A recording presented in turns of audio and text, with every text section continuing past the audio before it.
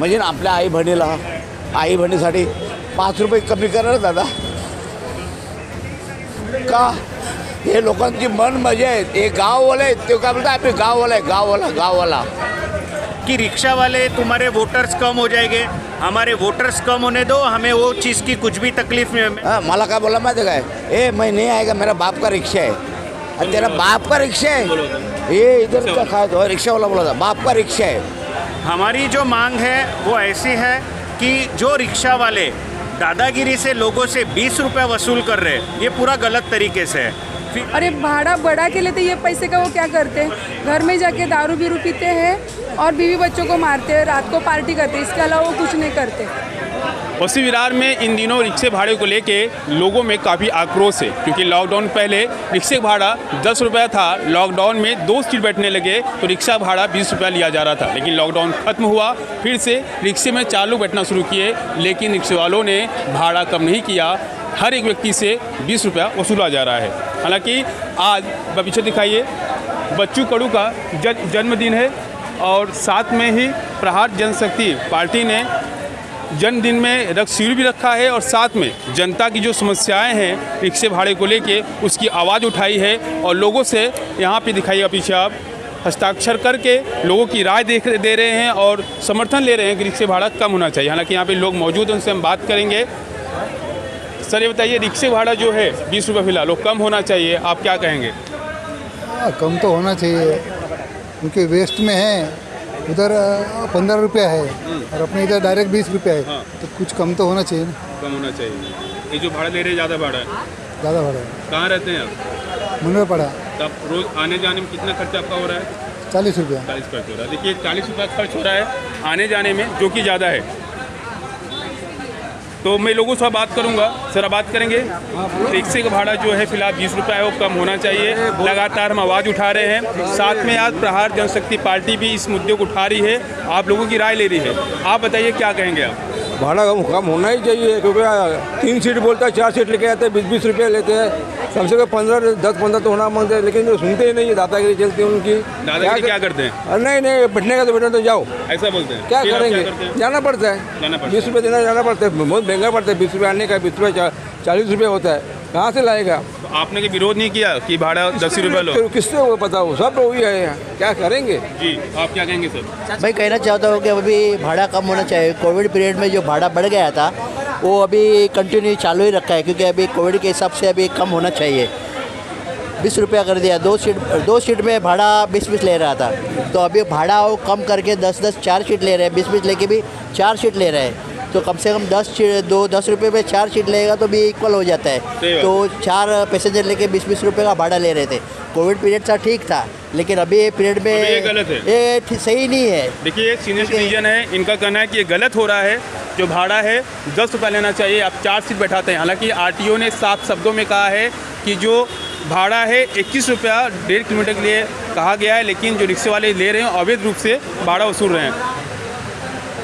Rickshaw भाड़ा के लिए क्या कहेंगे आप? रिक्शा भाड़ा कम हो जाना चाहिए, क्योंकि अभी 4 सीटें बैठाई जा रही हैं. पहले 2 सीटें थी, लॉकडाउन में 2 सीटें बैठाई जा रही थी, तो कम 20 रुपये सीट था तो ठीक था, पर्याप्त था.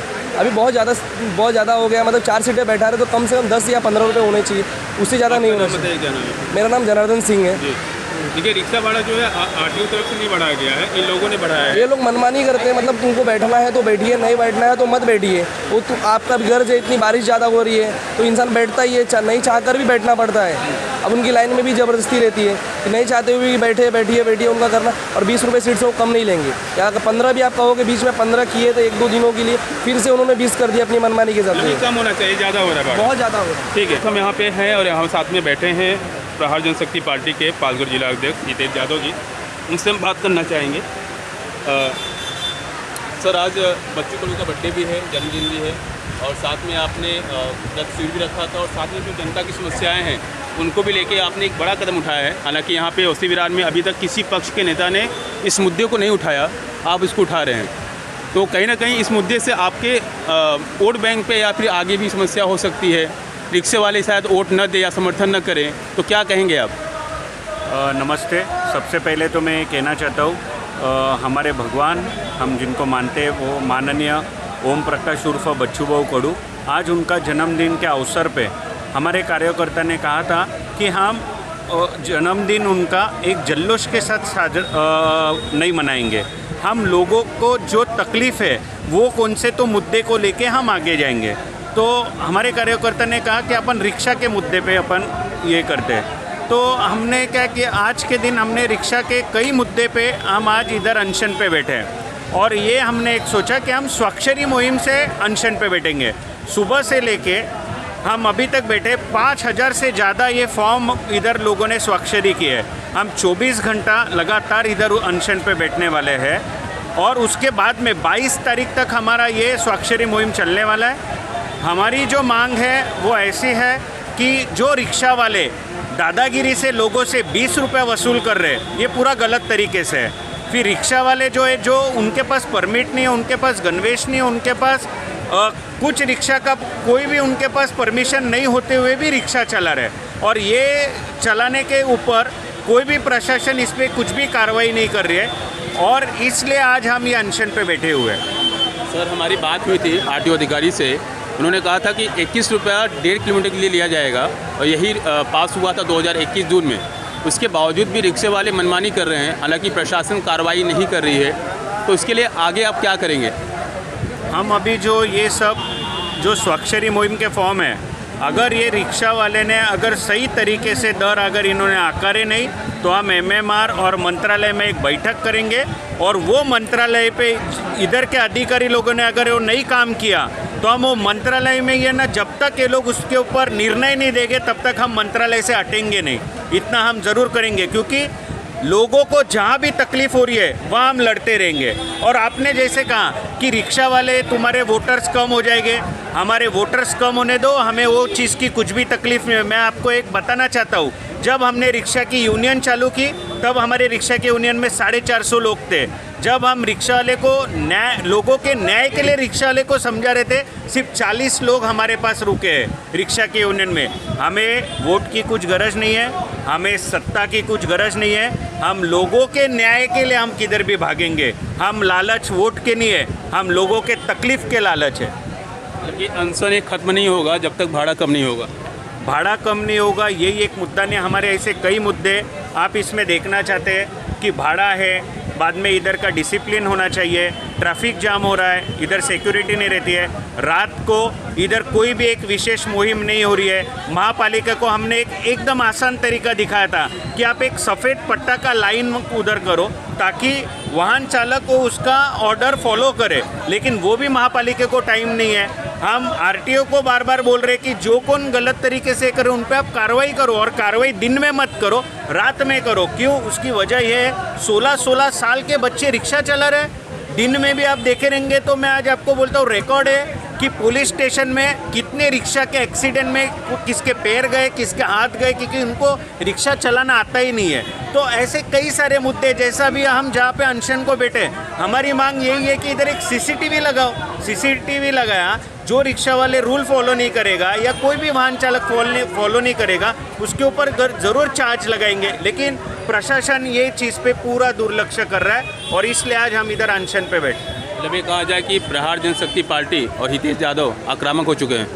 ज़रूर हो चुके हैं और ये जब ये पूरा करने के लिए मेरे जो कार्यकर्ते और लोगों की जो मुझे साथ मिल रही है उसलिए मैं आज पूरा ताकत से लड़ रहा हूँ। और इससे ज़्यादा आप इधर देखना चाहते हैं कि सुबह से लेके 5000 से ज़्यादा, हमें पता नहीं ये फॉर्म भर के हुए स्वाक्षरी। अभी हम अगला कदम यहाँ पे नहीं करेंगे, हम मंत्रालय में करेंगे अभी इसके आगे का अनशन। और सर क्या कहेंगे आप? पहली बार तो आज हम लोग के पक्ष अध्यक्ष बच्चू भाऊ कडू, इनका आज बर्थडे है, तो वो बर्थडे को हम लोग बड़े धूमधाम से नहीं मनाते हुए आज लोगों को हम लोग ने प्रेरित करके आज सुबह 9 बजे से शाम को 5 बजे तक ब्लड कैंपेनिंग रखा था और वो ब्लड पैंकिंग में बहुत अच्छा रिस्पांस मिला है लोगों का। 100 से ज़्यादा लोगों ने ब्लड डोनेट किया है। और दूसरी बात तो यहाँ बहुत दिन से हम लोग के ऑफिस पे लोगों की समस्या आ रही थी, ये रिक्शा की वजह से।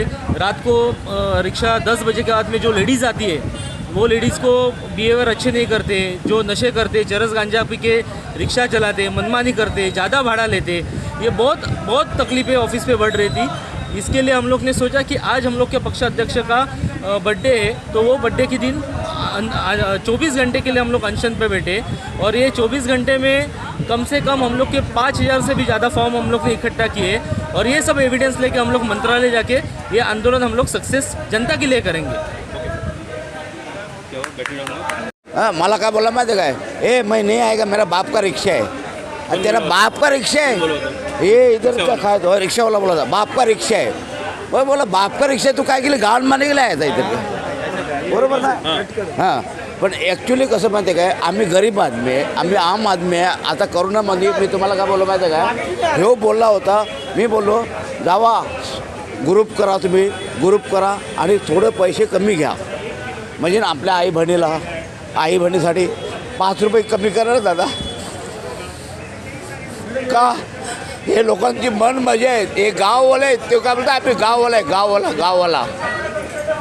गाववाला कमी होणार पाहिजे ते बोलतात मी गाववाला आहे, मारू शकतो। अरे काय मारता आम्हाला लोकांना, म्हाताऱ्या लोकांना तुम्ही?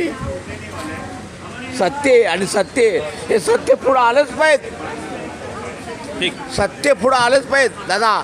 मी तुम्हाला आशीर्वाद सांगतो देवासारखं, आज आमच्या बहिणी आहेत, आम्हाला जमत नाही, आम्ही दारू पितो, नाही जमत खरोखर। तो देखिए एक आम नागरिक हैं और इनका दर्द है और ये फिलहाल वसीम विरार के हर उस आम नागरिक का दर्द है जो रिक्शे का भाड़ा ज़्यादा दे रहा है। एक मिनट मैडम आप बोलिए।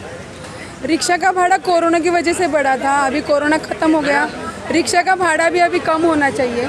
और अभी इधर से हम लोग भूषण हॉस्पिटल तक जाते हैं तो भी 20 रुपये लेते हैं, कारगिल जाते फिर भी 20 रुपये, नानाने जाते तो भी 20 रुपये लेते हैं। तो ऐसा नहीं होना चाहिए, डिस्टेंस के हिसाब से भाड़ा होना चाहिए, ऐसा मुझे लगता है।